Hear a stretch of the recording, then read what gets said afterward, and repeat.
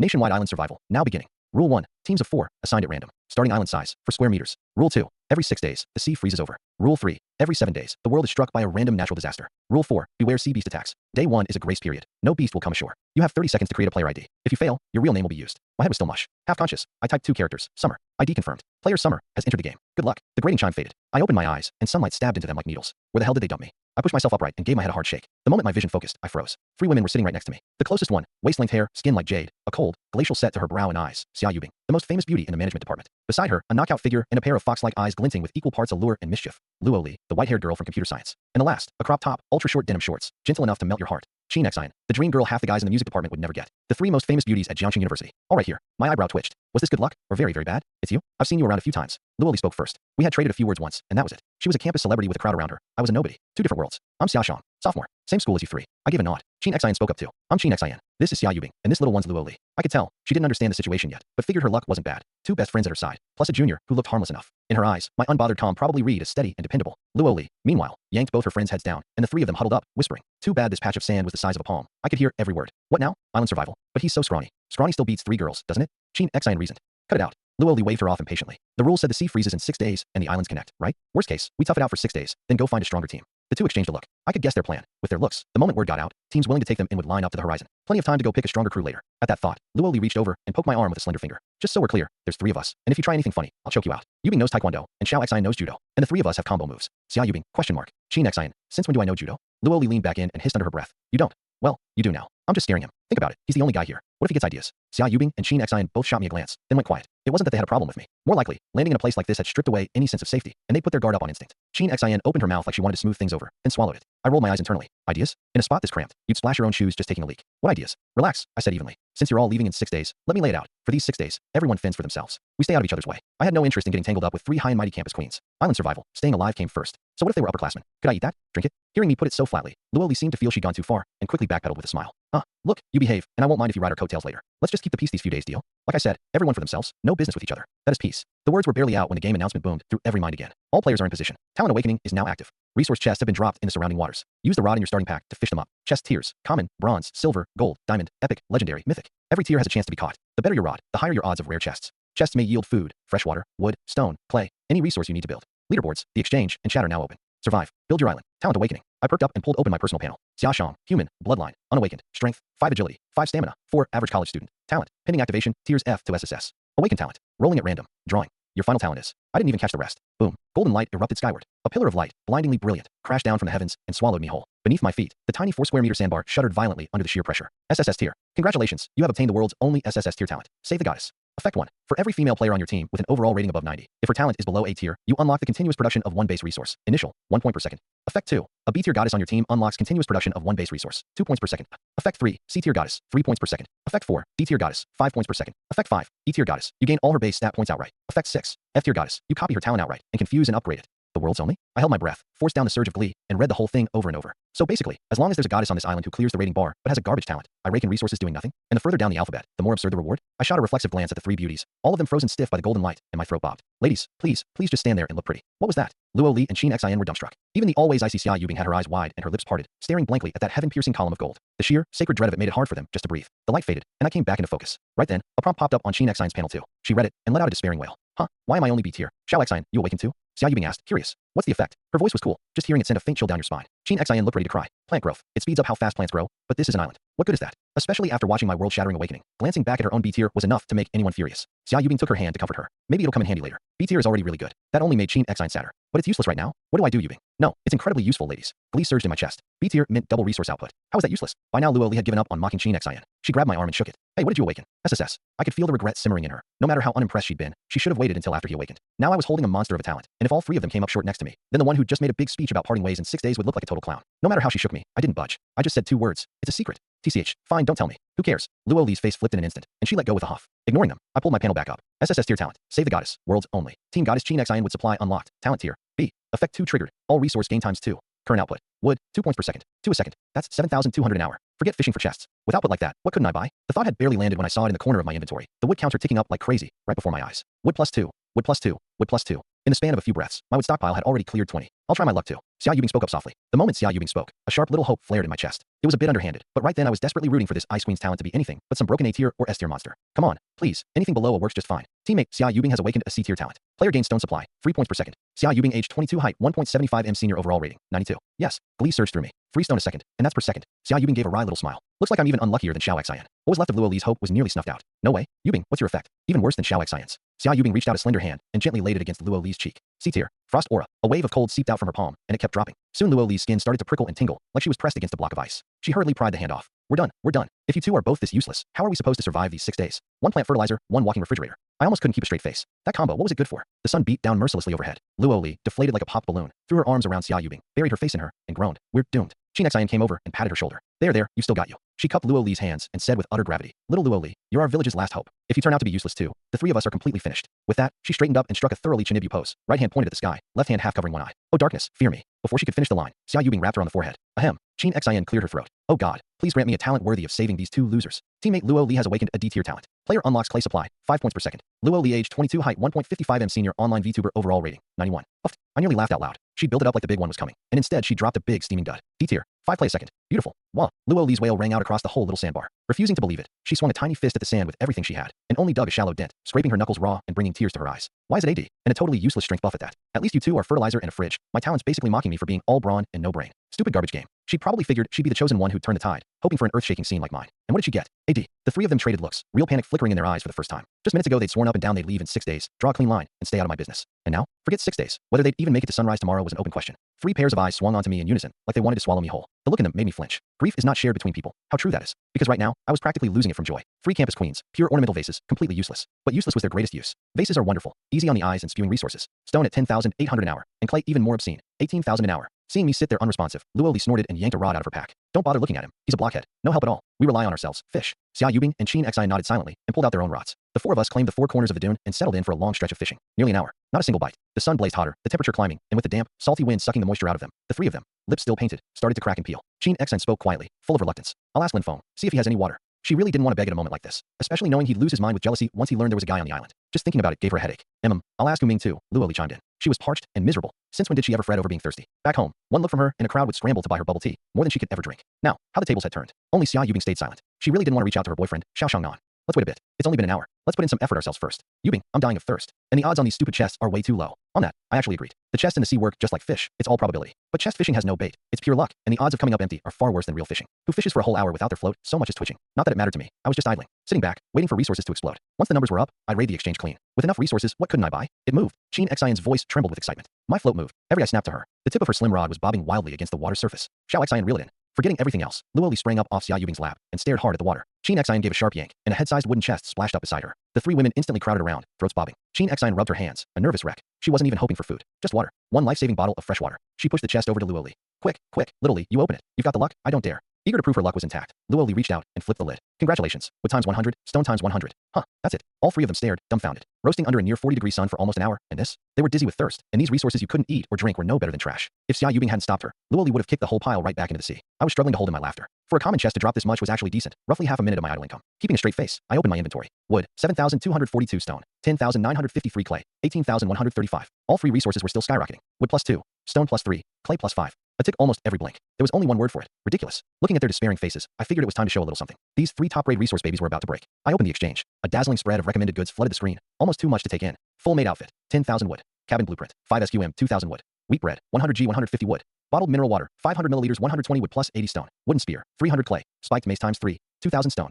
The prices were absurd, the selection even more so. Mineral water, someone was actually selling it for over 200 in resources. To most players that was a fortune, hardly anyone could afford it. To me, it was pocket change. Wood minus 120 stone minus 80. Bottled mineral water plus 1, 500 milliliters. A bottle of water, beaded with cold condensation, materialized in my inventory. I yanked it out at once, the chill hitting my palm instantly. Crack. In the dead silence of the dune, the sound of the cap twisting open was crisp as a thunderclap. I tipped my head back, and the icy water slid over my cracked lips and poured down my throat. Gulp, gulp. I didn't turn around, but I could feel it. Behind me, all 3 of them had gone completely still. 3 gazes, like wolves in the dark, locked dead onto the bottle in my hand. I turned around and looked, perfectly at ease, at the 3 girls staring at me with hungry eyes. 3 stares glued to the bottle in my hand, throats swallowing on their own. I said nothing, twisted off the cap, tipped it back. Gulp, gulp. The cool water slid down my throat, and the sound drove the 3 of them nearly out of their minds. I drank slowly, savoring it like some priceless vintage, even letting a drop run down from the corner of my mouth and drip into the sand. The whole bottle, not a drop left. I let out a satisfied little belch and looked at them, all innocence. What are you all staring at? You. Luo Li's chest heaved with fury. Here they were, dying of thirst, and this devil of a junior had just performed a one-man show of guzzling sweet spring water right in front of them, down to the last drop. 3 gorgeous women standing right here, and even if you were a rock you'd have the decency to share half a bottle. It's not like I'd mind your backwash. Where'd you get that water? She rushed up and threw a soft little fist at my chest. You jerk. Spit it back out for me to drink.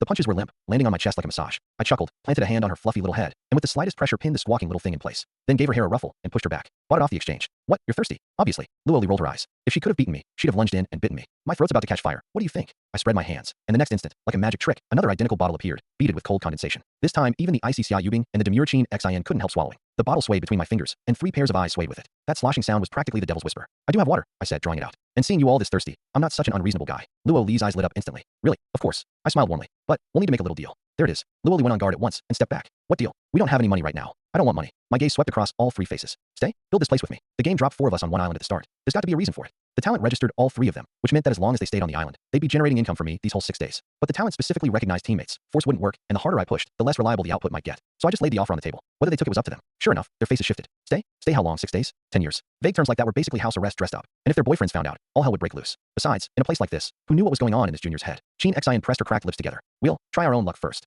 Luo Li drooped her head too. Yeah, I'll think it over some more. I turned my gaze to Xia Yubing, who'd barely said a word the whole time, but looked the worst off. What about you? I hear things aren't exactly great between you and that boyfriend of yours. Her body stiffened almost imperceptibly. Things with Xiao Shangnan weren't much of a secret around campus. But even so, she had no intention of agreeing to such a strange demand over a few sips of water. She lifted her eyes to meet mine, her voice weak, but her tone steady enough. Thank you, but I'll think it over too. Good. All 3 turned me down. Suit yourselves. The smile dropped from my face. Carry on, then. Without another glance, I turned back to my corner and opened the exchange. There was really no point persuading them. With proud types like this, reasoning gets you nowhere. The harder you push, the harder they push back. I'd laid out the terms. When they came around was their business. And even if they never did within 6 days, it didn't matter. The resource income over those 6 days would pile up into a terrifying number. As for whether they cleared that 90 points the talent needed, I glanced at them, and the corner of my mouth twitched. No worries there. The 3 girls stood frozen. Having watched me finish that water, their throats were dozens of times drier than before. Now it was real torture. As for me, I was in a fine mood, flipping quickly through the exchange. First priority, expand the island. Take care of my own little patch of dirt first. At the very least, put up a roof for some shade. I searched island expansion blueprint directly. Not many listings, prices ranging from a few hundred to 2,000 base resources, settled in all sorts of currencies. Wood, stone, clay, you name it. The game had only just opened, and everyone's listed prices were a mess. Nobody knew the going rate, so they all marked it up as high as they could. Unfortunately, most sellers only took wood, which happened to be my scarcest resource. I patiently worked from cheapest to priciest, and just as I was running out of patience, I hit the most expensive one on the market. Island expansion blueprint, 10 SQM,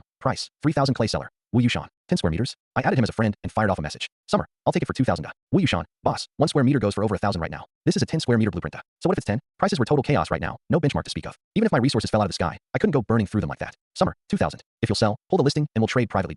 He went quiet for a good while. Wu Yushan, UVE got a lot of clay. Trade me some and the blueprint's yours. Well, now his attitude changed fast. Trading resources actually worked for me. My wood output was low, and having some hard currency on hand would make later purchases easier. Summer, how much? Wu Yushan, not much. 1,000 1 to 1. Summer, sure do. Wu Yushan, boss, if you've got extra clay, come trade with me anytime. Summer, we'll do. A trade request popped up fast. He put up the blueprint plus 1,000 wood. I put up 3,000 clay. Trade successful. A heartbeat later, a quaint blueprint glowing faintly amber appeared in my pack. I pulled it out and ran a thumb over it. It felt like some kind of tough leather, intricate patterns drawn across it, giving off a weighty, ancient air. Time to start expanding. 10 square meters. Not huge, but out here on this endless ocean, it was practically a brand new continent conjured from thin air. I checked the expansion cost first. 10 SQM expansion. Blueprint costs 2,000 wood, 5,000 stone, 6,000 clay. Island area cap plus 10 SQM. Note, expansion location and shape are customizable. Ugh, 10 square meters, over 10,000 resources. Is it a little too early for this? Then again, most people were heads down hoarding resources right now. Probably nobody else would be in such a rush to expand by such a big chunk just a few hours into launch. The normal play was to expand 1 square meter at a time, lower cost, safer. But I didn't have that worry. My resources were climbing every second. Expand early, enjoy early. Expand. The words were barely out when the island lurched beneath me, like a dragon turning over in the earth. The 3 girls, caught off guard, shrieked and flopped down onto the scorching sand, barely steadying themselves. Then, as they watched in horror, the blue sea ahead began to churn and boil. Rumble. A brand new square of land burst up out of the water. Damp, sandy soil, heavy with the smell of brine and mud, steaming up faint white wisps under the blazing sun. It settled flush against the under 4 square meter sandbar beneath my feet, fusing seamlessly into one. Only then did that heart-stopping tremor finally stop. Before they'd even recovered from the impossible sight, a string of cold system announcements detonated in their minds. Congratulations to player Summer, the first in the Jiangxing district to expand an island to 10 square meters. Reward, epic chest ×1, basic water purifier ×1, climate controller blueprint ×1. The announcement didn't just blue screen the 3 of them. It blew up the district channel entirely. Only a few hours in and 10 square meters. This guy's gotta be cheating. Where to get the resources to expand 10 square meters? I haven't even let myself swallow my own spit, and you're telling me someone expanded by 10. A water purifier. I want one too. Why does he get rewards that good? Should be gone for that reward on our island too. Purifier and a climate controller. Boss, your island need a houseboy. I skimmed the rapidly scrolling feed. A bold plan starting to take shape in my head. But not yet. The timing wasn't right. I closed the channel and turned my eyes back to the 3 dumbstruck faces in front of me. The 3 campus queens who'd been so high and mighty minutes ago were now flopped on the sand, mouths slightly open, not even noticing the sand on their chins. Ladies, I'll leave this old patch to you to fish your chests in peace. I tossed off the line and stepped onto the brand new land. The feel of it underfoot was nothing like the scalding sand. But expansion alone wasn't enough of a shock. I needed to throw on another log. I stroked my chin, opened the exchange at a leisurely pace, and quickly locked onto a target I liked. Single cabin blueprint, 5 SQM, price, 500 plank seller, Lai Wedging, 500 planks, pocket change for me now. I didn't even blink, just confirmed the purchase. A blueprint glowing dark red dropped into my hand from thin air. The 3 women saw yet another blueprint appear in my hands and instinctively held their breath.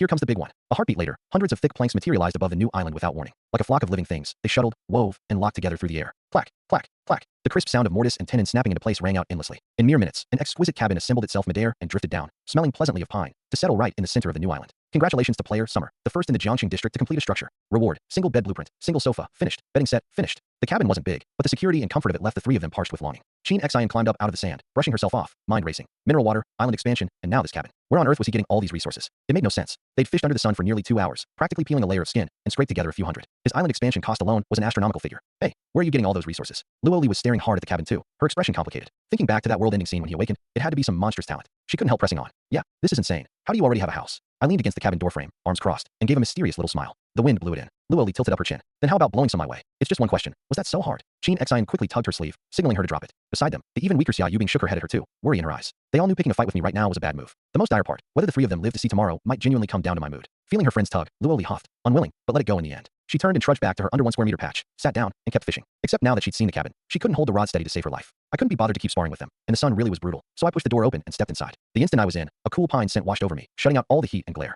The hot, damp sea breeze threaded in through the cracks and brushed my skin, oddly cool and pleasant. A 5 square meter room was a bit tight for the single bed, but that bonus single sofa fit just right. I set it by the window, dropped into it, and let out a satisfied sigh at the softness. From this angle, I could see right through the window to those 3 figures suffering out in the blazing sun, which was fine. I could keep an eye on them. If these pampered queens actually went down from heatstroke or dehydration, my wood, stone, and clay output would go with them. Let them fish, let them sweat, let them come around in their own time. But I couldn't let anything happen to them yet. As the heat drained out of me, I finally pulled that epic chest out of my pack, satisfied, and set it on the floor. Every chest came from fishing, but the odds were appallingly low. With a basic rod like mine, even hooking a bronze chest was cause to burn incense and thanks. And this epic chest, deep crimson all over, edged with dark gold metal banding, carved with intricate ancient patterns. Just looking at it radiated the weight of accumulated ages. I rubbed my hands, gripped the lid, and flung it open. Congratulations to player Summer. You have obtained an epic Voyage Beast. This week, the Voyage Beast leaderboard is now open. Players, work hard to raise your beast level. The instant the announcement sounded, the 3 sun-wilted queens turned their eyes toward the cabin in unison. What's he cooked up now? Sheen Xian gave a bitter smile. This junior was getting a little too absurd. How many system announcements had it been in this short span? He wasn't tired, but I'm tired just listening. Inside the cabin, a question mark popped up in my head. Voyage Beast? I quickly opened my pack and found a brand new slot, in which a shimmering, iridescent card lay quietly. Voyage Beast. Bisui. Epic. A Voyage Beast level and rarity directly determine the quality of the vessel it manifests. Epic Voyage Beast minimum daily feeding. 5,000 base resources. Manifest? Vessel? My heart clenched, then drowned in glee. So as long as I kept this little thing fed, I could sail the open sea whenever I wanted. I thought even further ahead. With a boat, I could go out and actively seek out those resource goddesses who cleared the rating bar. By then, just how monstrous would my output be? As for the 5,000 resource daily feed, that was nothing to me. Stone alone reliably pulled over 10,000 an hour. 5,000 was half an hour's worth. I took the card out. It felt warm to the touch, almost alive. The instant I drew it, a blinding bolt of pink lightning struck the floor in front of me without warning. As the light faded, a soft, squishy little pink octopus appeared before me. It was tiny, palm-sized, and utterly feeble. Chew. A mosquito-thin little cry. The slender tentacles beneath it trembled, barely able to hold up that round little head. I looked at the little thing, amused, kind of adorable, actually, and gently scooped it into my palm. Cold, slippery, with the exact feel of fine jelly. The little suckers on its tentacles clung softly to my hand as it strained to lift its head, a pair of round, glossy eyes gazing up at me, full of dependence. Bisui female, LV1 strength 1 agility 1 stamina 1 feeding, 0/100. Heh, a little girl. Those stats of all ones were pretty pathetic. Whatever, I had resources to spare. Just feed it. I poked its squishy head. Choo-choo, its whole body wobbled, like a blob of pink jelly about to melt. I glanced at my resources. Wood, 4,322 stone, 6,453 clay, 9,585. Most of it was clay. Let's start with 100 and test the waters. And my thought, a faint thread of white light surfaced from my palm and flowed slowly into its body. No earth-shaking spectacle. It just hummed contentedly, opened its little mouth, and let out a dainty burp. Bisui LV2 feeding, 0/200 free stat point, 1. Leveled up, sure enough, with a stat point to boot. A Voyage Beast, speed matters most. I put the point into agility. Here, move around and let me see. It seemed a little embarrassed, fidgeting before it hopped off my palm onto the floor, and then started inching along with a grunt. Judging by the I'm already at full speed look on its little face, it was genuinely giving it everything. But that pace was no different from a snail on a stroll. Its clumsiness made me laugh. Only level 2. Weak was to be expected. Too lazy to test it bit by bit. I just went all in. Straight to level 10. Clay minus 4,400 level up. Current. LV 10. Free stat points plus 8. Racial skill awakened. Abyssal dread. This time the white light pouring from my palm was thick as milk, wrapping its whole little body, lasting a dozen seconds before dispersing. The once palm-sized octopus had now swelled to the size of a basketball. Rounder, bouncier, somehow even cuter than before. Burp. It let out another satisfied belch, much louder this time. I crouched down and gave its bouncy head a curious squeeze. Abyssal dread, a terrifying bloodline from the deep, causes all targets of a lower level than Bisui to feel dread rising from the depths of their souls. The description sounded fierce, but looking at this little thing that did nothing but burp and act cute, I really couldn't connect it to terrifying creature of the abyss. I split the 8 points into 5 agility and 3 stamina. Try again. This time, with agility at 7, Bisui shot off, fast as the wind, leaving a streak of pink afterimage across the floor. My eyes nearly couldn't keep up. Now we're talking. Starting to look like an epic Voyage Beast. I was still puzzled, though, even at level 10, it was only basketball-sized. No way it looked capable of carrying anyone out to sea. The thought had barely formed. Choo-choo, Bisui seemed to read my mind. Its round little body spun rapidly in place, kicking up a tiny whirlwind. A flash of pink light, a little fishing boat, pink from end to end, appeared before me. A pair of equally pink oars were thoughtfully mounted on either gunnel, and there was even a cute octopus motif painted on the bow. Manifested vessel, pink dinghy, shoddy, speed, 3 knots trait, abyssal dread. My eye twitched. Cute, sure, very cute, but this little wreck could actually go out to sea? Thousands of resources eaten, and only 3 knots? Isn't that a bit much? One wave, and the thing capsizes. I'm not gambling my life on it. Still too low level. Upgrade costs were climbing fast now. The next level over 1,000 resources, so I decided to set it aside. My output was high, but I couldn't keep blowing it like this. I had other things to spend on. Alright, change back and go play. Pink light flashed again, and Biscuit, back in octopus form, was noticeably livelier. It hopped up onto the windowsill and peered curiously at those three figures grinding away outside. I left it alone and pulled up the Voyage Beast leaderboard. My name sat alone at the very top, hanging there in solitary glory. To sail, I need at least until afternoon. Bank a batch of resources, level Biscuit up some more, and conjure a boat that actually looked seaworthy. I took the basic water purifier out of my pack. Basic water purifier. Output 500 milliliters / 10 minutes. A bottle every 10 minutes. At this juncture, an absolute game breaker. On the exchange, a single bottle of water was being scalped up toward 2 or 300 wood, and even then there was none to be had. I set it up in the corner of the cabin. The purifier stood about half a person tall, with a clear cylindrical tank on top. The instant I finished installing it, a system prompt suddenly rang out in my mind. SSS tier talent, save the goddess, triggered. Basic water purifier output increased 5 times. Current, 2,500 milliliters / 10 minutes. Before I could even react, the spout suddenly blasted out a powerful jet of water, like a busted fire hydrant, and ice-cold clear water drenched me in an instant. The hell? I scrambled over and clapped a hand over the spout, feeling that enormous water pressure. This wasn't a purifier, it was a bottomless spring. Now I really could have anything I wanted. I pulled up the exchange and quickly found my target, a storage barrel. 200 wood, snapped up instantly. Great little thing, too. Came with a lid and a hose, perfect for hooking onto the purifier spout. I strode over to the purifier and connected the hose. Splash, splash. Clear fresh water surged through the tube into the barrel. The sound wasn't loud, but it was sweeter than any music, every note drumming against my excited nerves. This was it. What do people want most right now? Resources? Not at all. The scarcest thing is fresh water. The exchange had only single-digit bottles listed, and even if you banked enough resources from chests, you basically couldn't buy any. This wasn't a purifier. It was the lifeline of half the server. The 20-liter barrel would take over an hour to fill. No rush. I sank comfortably into the sofa and pulled out the last of my system rewards, the one I'd been looking forward to most. Climate controller blueprint. Requires electronic components ×5, iron parts ×5, plastic ×10. I scanned the material list, and my brow furrowed. The materials weren't exotic, but I didn't have a single one. I opened the exchange. Someone was selling iron parts, but the 2,000 plank price tag was highway robbery. As for electronic components and plastic, not a trace. I scratched my head, irritated. Being in the cabin beat being outside, but only relatively. It was 31, 32 degrees in here, like a lukewarm steamer. Just moving around a little to level up Biscuit had sweat rolling down my temples, leaving me sticky and miserable all over. If I could just get the climate controller built. Just the thought sent a wave of coolness through me. If I wanted to live in comfort, step 1 had to be air conditioning. I took a deep breath and opened the noisy district channel. Summer, buying electronic components, iron parts, plastic, paying in water. DM me if you've got stock. After my name had flashed across a few district announcements, the whole server already knew it. The moment I posted, everyone, stock or no stock, swarmed in just to get on my radar. Boss Summer, the real Boss Summer. I've got nothing. I just want to bask in your glow. Boss is trading water for materials now, and I haven't seen a single drop of clean water. My lips are all cracked. Boss, need any hands? Hauling, odd jobs, errands, whatever. Just a sip of water a day, and I'm in. Boss, look at me. I'm a streamer. I can rally people and pump up your hype. You ever need help? Just call. My temple throbbed. Watching that wall of useless spam, I felt less like I was surviving and more like I'd been swarmed by street peddlers shoving wares at me. Expecting to trade rare materials out of this crowd was a pipe dream. I closed the channel and turned to the live stream function. Except, asking someone with a bit of social anxiety like me to go live was genuinely too much. Which reminded me of Luo Li, still out there fishing for chests. The reason I recognized her was that she'd been an online VTuber with several 100,000 followers. Having her run an acquisition stream would work far better. Too bad I couldn't order her around yet, or I wouldn't have to step up myself. Woo Yushan, boss, I've got electronic components. Oh, my interest perked up at once. Woo Yushan, boss, how many do you want? The eagerness practically dripped off every line. Summer, 5. You've got them. Woo Yushan, yes bro, I do. Woo Yushan, I want to be friends, so here's a friend price. 1 component for 1 bottle of water, 2.5 liters total. Deal. A bottle each. To me that price was basically free. I glanced at the water banked in the barrel. 2.6/20L. Plenty. Summer. Sure did. I agreed first, to see what he was up to. A trade window popped up. I confirmed carefully, 5 genuine electronic components. Then put up the storage barrel. The instant the trade closed, my whole body relaxed. 3 materials, 1 down. Woo Yushan, boss, got the water, thank you so much. I see you still need electronic components and plastic. Want to make another deal? That message made my eyebrow rise. This guy, how did he have everything? Electronic components, iron parts, plastic, none of that drops reliably from a common chest. He wasn't like the parched nobodies in the channel. He came off more like a merchant with special connections. Summer, what kind of deal? Woo Yushan, not gonna lie, all 4 of us have decent talents, and we can get you the materials you need. But you'd have to trust us. Woo Yushan, one of my teammates has the talent material decomposition. It breaks finished products back down into raw materials. You just supply the products, we do the breakdown, and we take a small labor fee. How's that? Decomposition? My eyes lit up instantly. If that talent was real, it was a godsend. Lots of people were pulling finished goods now, while raw materials were the scarce thing. If I could link up with this crew, wouldn't I have any material I wanted from then on? Summer, sounds good. What's the fee? He clearly thought it through, replying instantly. Woo Yushan, 3 materials for 500 milliliters of water as the labor fee. How's that? Cheap. I couldn't be bothered to haggle. I still needed 5 iron parts and 10 plastic, 15 total, 5 bottles of water, basically. Summer, done. What products do you need? Woo Yushan, knew you were a man who does big things. For iron parts, any ironware works. Axes, iron pots, whatever. For plastic, any plastic product breaks down fine. I crossed my legs and, while chatting with him, opened the exchange. Plenty of ironware, generally 200 resources apiece. Plastic goods even cheaper, plastic baskets and stools going for a few dozen each. I swept it up, 5 of the cheapest iron axes plus 10 junk plastic baskets, under 1,500 resources total. Once another 2.5 liters had banked in the barrel, I leisurely sent a message. Summer, send me your coordinates. Woo Yushan got it immediately. I was worried they'd take the goods and vanish. But he'd sought me out himself, angling to get in good with the server's number 1. So what trick would he dare pull? The 3 materials for 1 bottle price was something he'd settled with his 3 teammates too. More than earning water off this talent. What they really wanted was to partner with me. After all, decomposition wasn't their only talent. Woo Yushan sent his coordinates without hesitation. I glanced at them, about 30 nautical miles, not far. And since I had a way out to sea, I wasn't worried about him welching. Woo Yushan, don't worry boss. Give it about half an hour, and I'll hit you up the second it's done.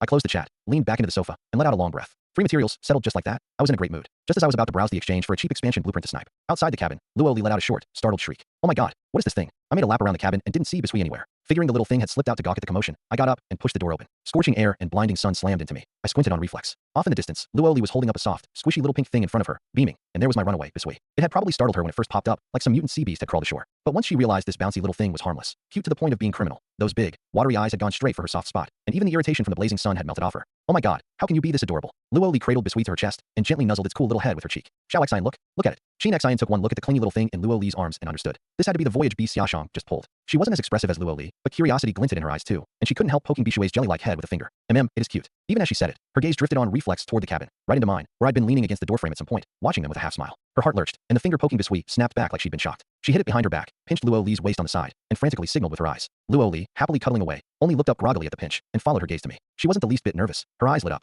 Hey, is this cutie yours? What's its name? It's so adorable. I didn't answer right away. Instead, I called out lazily toward my feet. Little guy, come back. Bisui, which had been nestled comfortably in Luo Li's arms, wriggled free at once like it had heard an imperial decree, bounced across the sand back to my feet, and tipped its head up with two choo-choo cries. I bent down and scooped it up. It was only as I looked up that I saw the state the three of them were really in, worse than I'd thought. All three faces were sunburned red, lips cracked and peeling, clothes soaked through with sweat and clinging to them. Even Xia Yubing, always so straight-backed, looked unsteady on her feet now. Much more of this sun, and someone really would go down from heat stroke. I didn't overthink it. I turned back inside, filled 3 bottles from the barrel, and went over to press one into each of their hands. Drink. All 3 froze, cupping the icy bottles, none of them daring to open one right away, like they were afraid it was some trap. Relax, this one's on the house, I said with a shrug. If you actually keel over from thirst on my island, my output goes down with you. I'm not running a money-losing operation. Skeptical, Luoli twisted off the cap and took one sip. Her eyes went red instantly, and she tipped her head back and chugged most of the bottle before she could bear to stop. Sheen Xian and Xia Yubing started drinking too, looking so much like survivors pulled back from the brink that even I felt a twinge. Once they caught their breath, I spoke up, unhurried. There's plenty of water. The purifier's in my place, a full barrel every 10 minutes. I paused. Want a shower? A clean change of clothes? I've got that too. Those words landed, and 3 pairs of eyes lit up in unison. Stewing under the sun for half a day, those sticky, salty clothes had been making their skin crawl like it was covered in ants. But Luoli took a wary half step back, blocking Bishui's little head as it tried to burrow into her arms again.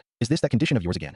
Sort of, but let me put it more clearly. I leaned back against the doorframe. The game dropped the 4 of us on one island at the start. There's got to be a reason. My talent, your 3 talents. Put together, we can all profit off each other. That much I can guarantee, and you'll feel it for yourselves soon enough. I'm not asking you to sell yourselves, and I'm not asking you to stay forever. I looked at them. What I'm proposing is an alliance. Resources, water, a house, safety. I've got all that covered. You pitch in, help build the place up. In 6 days the sea freezes and the islands connect. When that happens, anyone who wants to leave, I won't stop. And if you think the terms are unfair, we can talk. By the time I'd finished, the guard on their faces had visibly loosened. This was a whole different thing from house arrest. Sheen Xian pressed her cracked lips together, calculating fast behind her eyes. She knew better than anyone. The trickle of chest income in their hands right now barely kept them alive, while the guy across from her was the server's #1, who'd expanded his island, built a house, and raised an epic voyage beast within hours of launch. Allying with someone like that gave far better odds of survival than going it alone. It was just, she glanced reflexively at Xia Yubing. Each of them still had ties they couldn't let go of, boyfriends off the island, complicated situations, and none of them could read how much of this junior's offer was sincere. Xia Yubing was silent a long moment before she spoke softly, her voice weak but steady enough. Your talent, what exactly is it? A sharp question. An alliance was fine, but she wanted to know first just what kind of hand she'd be dealing with. I smiled, in no rush to lay it all out. The day you nod, I'll tell you. For now, I scooped up Bisui and turned to head back inside, tossing one line over my shoulder as I reached the door. Once you've made up your minds, come knock anytime. The water and the shower, I'll keep them ready for you. Thud. The door shut, clean and decisive,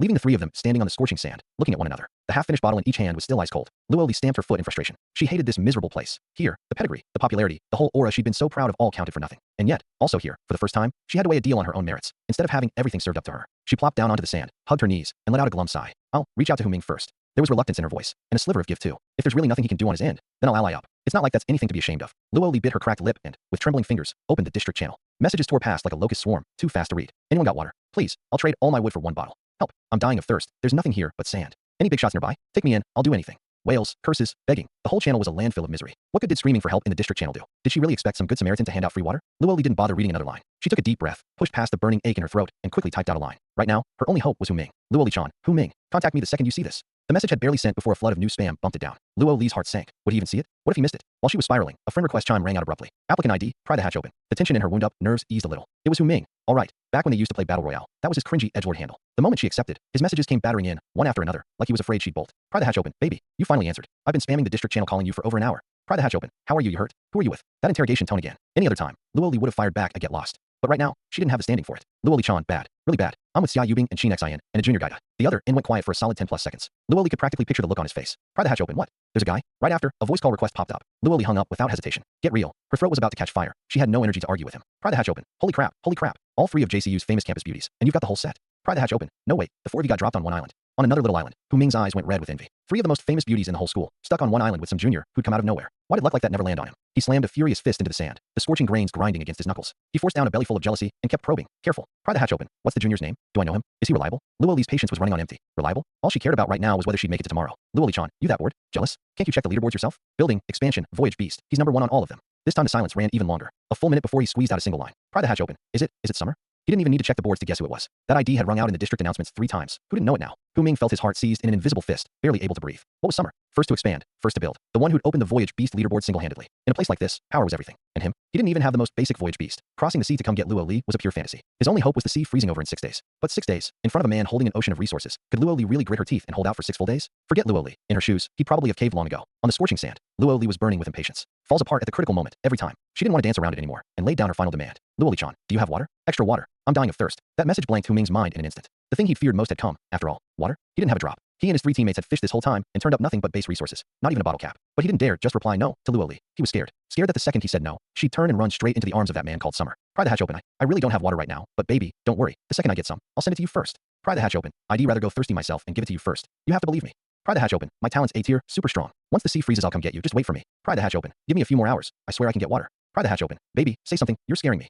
Looking at the string of messages, Luo Li didn't even have the energy to reply. She just closed the chat. Wait 6 days for you. Wait for you to come collect my corpse. Those hollow promises on the screen made her feel like one giant joke. The last thread of hope evaporated like mist under the blazing sun. The instant she shut the screen off, a violent wave of dizziness hit. The world began to spin and warp, a sharp ringing in her ears. NGH. She groaned and braced herself against the scalding sand just in time to keep from collapsing. Honestly, she didn't really blame Hu Ming. Someone like Xiaoshan was the exception. Most people were just like her, scraping for survival on the edge of death. Hu Ming had teammates too. He was only human. He needed water too. What right did she have to expect him to save her? It was just, that disappointment was real, painfully real. Why had she agreed to date Hu Ming in the first place? Just because he was the basketball team's power forward, all hard muscle. The kind of guy who made you feel safe standing next to him, handy for fending off the endless line of suitors. And now, that boyfriend who'd once made her feel so secure had become a useless man in this cruel world, good for nothing but painting her a pie in the sky she'd never get to eat. The dizziness came in waves, each stronger than the last. She could feel it. She was right at the edge of heat stroke. Tough it out any longer, and she really would die. She turned her head with effort toward Qin Xian and Xia Yubing. The two of them were watching her too, eyes still holding one last sliver of hope. If she could just get one bottle, split between them in a few sips, maybe they could hold out another half day. But all they saw was Luo Li's face, paler than a corpse's. Luo Li sniffed her parched nose. Next to staying alive, that bit of campus queen pride wasn't worth a thing. I'll go talk to him. She paused, then added, more like she was convincing herself. If I can get some water, I'll share it with you too. Bracing her knees, she dragged herself up with everything she had, and, under their complicated gazes, inched step by step toward the little cabin, so close at hand. Inside, I heard the knock. Knock, knock, knock. Light, but stubborn. I answered lazily. It's unlocked, come in. The instant the door pulled open, the cool air I'd banked up all afternoon went whooshing out. Luo Li, standing in the doorway, froze stiff. The chill must have hit her like a freight train. Every pore on her body seemed to clench at once, and she shivered involuntarily, the sticky sweat on her neck drying in the blink of an eye. She stared at me, then at the climate controller humming behind me, with a look like she'd seen a ghost. She remembered, I figured, in those earlier district announcements, I'd gotten a climate controller blueprint. She just hadn't expected me to have built it this fast, which meant that while everyone out there was being roasted half to death by 40-degree heat, I'd been holed up in air conditioning the whole time. Ah, so good. A satisfied sigh slipped out of her cracked throat before she could stop it. She even spread her arms on instinct, drinking in that life-saving cool air, looking utterly blissed out. I lounged on the sofa with Bisui, watching the whole thing unfold, feeling thoroughly pleased. Good thing Wu Yushan moved fast and broke down the materials in time, getting the climate controller assembled before she walked in. Otherwise, this place would still be a steamer right now, and this deal wouldn't have been nearly so easy to close. A gap like this, you can describe it 100 times, and it won't match her feeling it for herself for 1 second. I jerked my chin at her. It's brutal out there. Come in and talk. Luo Li snapped back to herself with a start, lowered her arms, and stood in the doorway looking a little lost, her cheeks heating against her will. She glanced back. Just a dozen steps away, the air blurred and rippled with heat, and she could barely make out Qin Xian's and Xia Yubing's faces anymore. Over there was like another world. In the time it took to glance back, the cool air at the doorway got shoved out by the heat wave, and that familiar scorch wrapped around her back again. 1 second was all it took. She couldn't bear it anymore.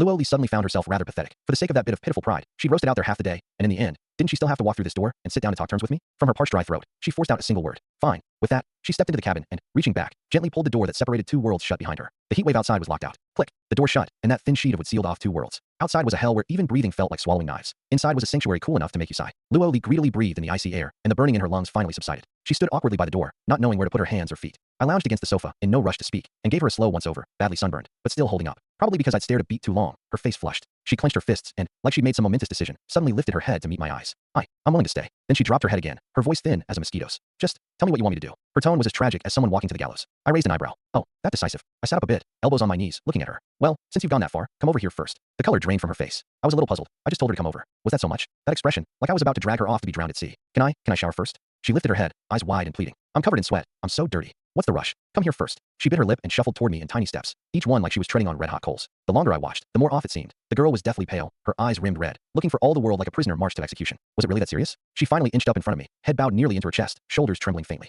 What are you standing there for? I held out my hand. Hand. She jolted all over and looked at me, bewildered, with an expression complex enough to fill a dissertation. Too lazy to guess what she was thinking, I just said, put your hands out, close your eyes. Her lashes trembled hard, and 2 tears actually rolled down. Me? What earth-shattering scene had she conjured up in her head? She took a deep breath, like she'd resigned herself to fate, slowly closed her eyes, held out both hands, even braced her neck rigid. The whole do your worst posture. Fine. I fished out the thing I just bought from my pack and set it gently into her open palms. Soft. Eyes shut. She waited. 1 second, 2, 5, and seeing me make no move, her brow knit tighter and tighter, her expression practically urging, why isn't it coming yet? I really couldn't hold it in, and laughed out loud. Hey. She flinched. Open your eyes and look at what's in your hands, would you? Skeptical, Luoli opened her eyes and looked down. What she cradled in her palms wasn't some monster from her nightmares. It was a neatly folded, clean swimsuit. She froze in place. A few seconds later she snapped her head up to glare at me, and there I was, lounging in the exact same pose, not having lifted a single finger. So, this whole time, all I wanted was to hand her a change of clothes. So her closing her eyes, holding out her hands, bracing her neck, tearing up to face death, was all a one-woman show she put on herself? Blood rushed straight to the top of her head, her face hot enough to fry an egg. Aya! She let out a short shriek and slapped at her own cheeks like mad, wishing she could vanish on the spot. I was laughing so hard my shoulders shook. I gotta say, that look on your face just now, did you take me for some kind of monstrous villain? It's your fault. She blew up, snatching the swimsuit and smacking it against my leg. You and your snide tone. Come here. Close your eyes. Who knows what you were going to do?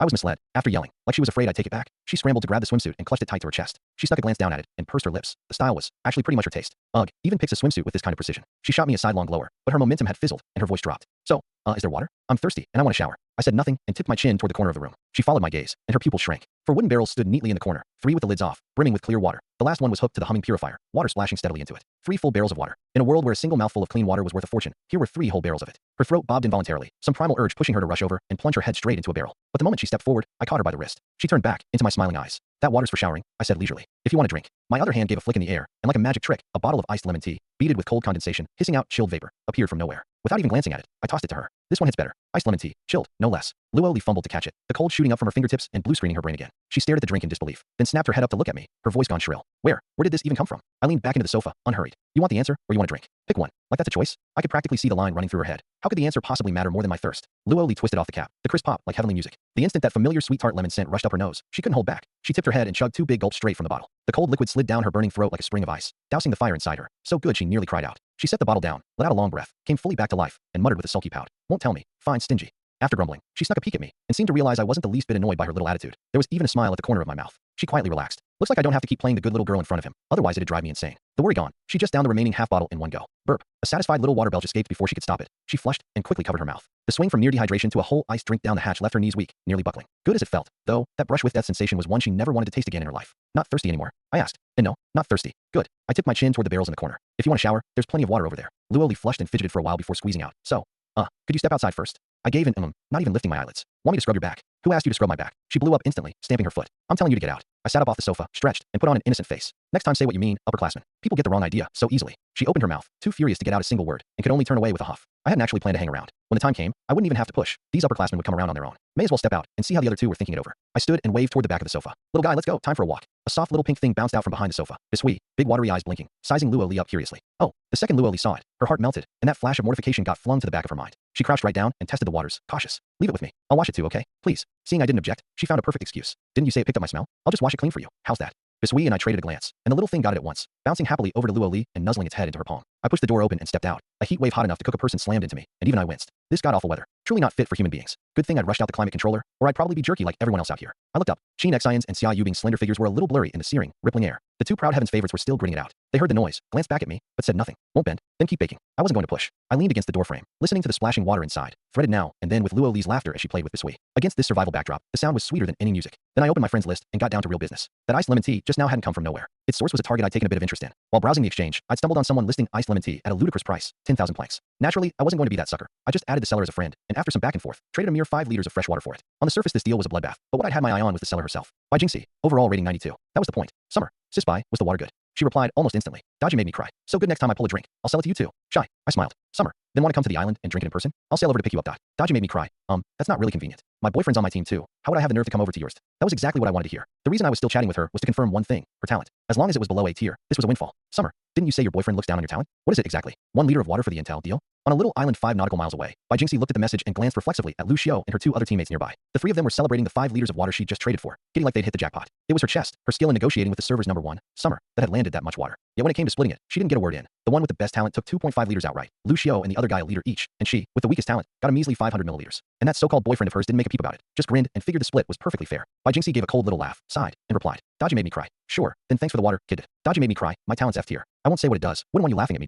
F tier. My heart gave a sudden jolt. Got it. An F tier talent meant that as long as Bai Jingxi boarded my island of her own free will, I could copy it outright. Never mind what the effect was. A free talent was itself a quantum leap. And on top of that, I could upgrade talents. Any piece of junk could be made worthwhile in my hands. I nearly couldn't stay in my seat, wanting to sail over right then and invite her across. But I quickly forced myself calm. The trigger condition was spelled out plainly. The goddess had to board willingly. Force wouldn't work, which was fine. Forced fruit isn't sweet. This was something she had to nod to herself. Summer, you're short on water over there. Dodgy made me cry. Of course we are. I only got 500 milliliters of what we just traded for. I'm furious. Aggrieved. Summer. Sounds like you're not having a great time over there, sis. Bye. And your boyfriend just watches. Dodgy made me cry. Don't get me started. He thinks I'm useless. Being able to trade for water is the most value I've got. Sobbing. I rubbed my hands together. Now I had a red on it. Someone wrung dry by her own team. Clearly capable, but treated like an ATM. Wasn't that exactly the teammate I was looking for? Summer. Since you're not happy over there, why not come to my island for a change of scene? Just come over and there's all the food and drink you want. How about it? Dodgy made me cry. In your dreams. What happens to them if I leave? And my boyfriend would never agree. Angry. Summer. Here's the deal. I'll spare your team 30 liters of fresh water. Call it a goodwill gesture, so they can't hold, we're short on water, over you. The rest, you decide for yourself. Summer. Oh, and I've got an air-conditioned room here, just waiting for you to come enjoy. 5 nautical miles away, by Jinxie was stunned speechless. 30 liters of water? Just how much water did he have? The offer was too tempting. Tempting enough that in Lucio's place, even he would probably be swayed. Not to mention an air-conditioned room. She didn't doubt for a second that he was bluffing. From the earlier server-wide announcements, everyone knew he'd gotten a climate controller blueprint. And for a monster who topped 3 leaderboards, building it was child's play. She was truly fed up. Fed up with this killing heat. Fed up with her teammates' subtle disdain. And most of all, fed up with Lucio's cold indifference. Going to his island for a few days, basking in AC, sipping cold water, call it a vacation. Doesn't that sound pretty nice? It was just, she looked at Lucio's back, her heart drumming. She both hoped he'd agree and feared he actually would. Dodgy made me cry. I'll find a chance to ask. Dizzy. Summer. Sure. Time to twist the knife a little more. Summer. Someone's in the shower over here right now. Once she's done, I'll send your water over. Shower. Why Jinxie fell silent again. She could practically smell the sweat clinging to her own body. If she could just take a nice, comfortable shower. Dodgy made me cry. Aya, little brother, quit teasing your big sis. Anymore, and you'll have me drooling to death. Flustered. Looking at that message, I smiled satisfied. That was exactly the effect I wanted. You have to get them itching, and then they'll take that step themselves. Just then, Luo Li's crisp voice rang out from inside the cabin. Hey, I'm done washing up. I glanced once more at the two figures at the island's edge, Qin Xian and Xia Yubing still planted in the blazing sun, like two devoted statues waiting for their men, and only then pushed open the cabin door, reassured. The floor was damp, dotted with a trail of small footprints. The Luo Li inside was like a different person from the one who'd walked in. Her freshly rinsed skin had a clean glow to it. She looked refreshed all over, even her features somehow more vivid. In that dry change of clothes, holding a freshly washed biscuit still dripping with water, her whole body had loosened up. Just moments ago she'd been circling the edge of death, and now she looked like she'd just woken from a nightmare. Seeing me come in, she hugged the little octopus a bit tighter, a touch self-conscious. I sat down on the sofa, idly browsed the exchange, picked out a cooling accessory that maintained a low temperature, and tossed it to her. Put it on, it'll keep you cool. Luo Li took it, and the chill of it surprised her. A game world really did have everything, even handy stuff like this. Once she'd gotten herself sorted, she dawdled along while before stammering out. Could I, maybe, spare a little water for them? Them, of course, meaning the two outside. By now Qin Xian and Xia Yubing were probably near their limit. Without water soon, someone really could die. I raised an eyebrow. Didn't peg you for the loyalty your friends type. Probably afraid I'd read too much into it. She hurried to backpedal. I can use the water to go talk them around while I'm at it. Two gorgeous girls. You don't want to watch them die of thirst, do you? That reasoning I could work with. Sending her out with water was a good thing anyway. Her standing in the doorway like this, fresh from AC and a shower, refreshed all over, would let those two out there see at a glance just how cushy she had it. That kind of living comparison beat 100 rounds of me talking. But I wasn't going to give in that easily. Good heart, but the water's a no. Luo Li blinked. Why? Didn't you say earlier you wanted them to stay on the island? I did say that. I spread my hands. But they chose not to. How's that my fault? If they'd been willing, they might be sipping drinks like you by now. And it's not like I asked for anything outrageous. Luo Li was momentarily stuck for words. Crude, but not wrong. The two outside were still toughing it out on campus Queen Pride, which at this point was honestly a little laughable. But what if something actually happens to them? Just spare a little. You've got so much here. My water doesn't fall out of the sky either. I shifted gears. Here's the thing. Weren't you a VTuber? Run a stream in a bit. Build up some hype for me and acquire blueprints on the side. You handle that side of things, and I'll get your channel off the ground first. Luo Li blinked, not expecting me to steer it there. As for those 2 cups of water outside, I went on. Consider it in advance on your wages. Front it now, and we'll square it against your cut later. Luo Li was completely stunned. She'd probably run a quick calculation in her head. Streaming, acquiring blueprints. That was her wheelhouse, her old trade with hundreds of thousands of followers. Trading that for 2 life-saving cups of water was an excellent deal. Even better, the water counted as something she'd earned, not begged for. It left her dignity fully intact.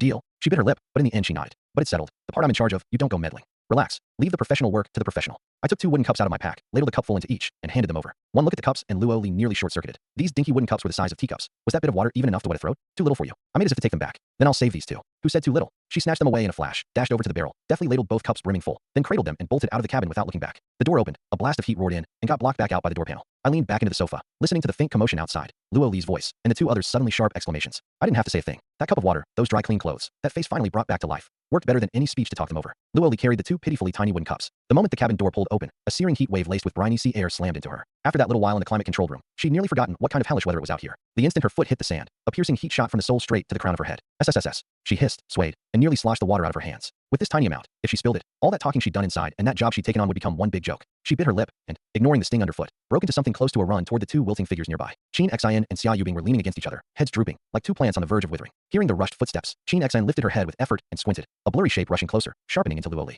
The 2 of them were stunned. How long had it been? The Luo Li before them, in fresh clean clothes, with a dewy glow on her face, didn't look like she belonged to the same world as their own grimy, haggard selves. Here, got you some water, wet your throats first. Luo Li held out the cups, a note of irritation in her voice. Seeing her once radiant best friends now with cracked lips and exhausted faces, she felt a mix of anger and ache. Look at the state of you, still clinging to your pride and suffering for it. Qin Xian's voice was badly hoarse. She looked at the small cup and hesitated. Literally, about that, Lin Feng just contacted me, gave us half a bottle of water. We already drank it. What? Luo Li's mind went blank for a second. She'd just been in there negotiating, taking on that whole job, putting up with that jerk's teasing, and they weren't even short on water? Her brow knit at once.